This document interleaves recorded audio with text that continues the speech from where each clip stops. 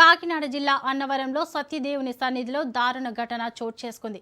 సత్యగిరి కొండపై ఉచిత కళ్యాణ మండపాల వద్ద అర్ధరాత్రి పెళ్లి బృందంపై కొందరు యువకులు దాడికి పాల్పడ్డారు. మద్యం సేవించి కారులో వెళ్తున్న యువకులు మరో కారు డ్రైవర్తో వాగ్వాదానికి దిగి పెళ్లి బృందంలోని పలువురు మహిళలపై కర్రలతో దాడి చేశారు. అనంతరం యువకులు హరిహర సదన్ వద్ద కనిపించడంతో దేవస్థానం సిబ్బంది వారిని అదుపులోకి తీసుకుని పోలీసులకు సమాచారం ఇచ్చారు. దీంతో పోలీసులు ముగ్గురు యువకులను అదుపులోకి తీసుకుని స్టేషన్కు తరలించారు.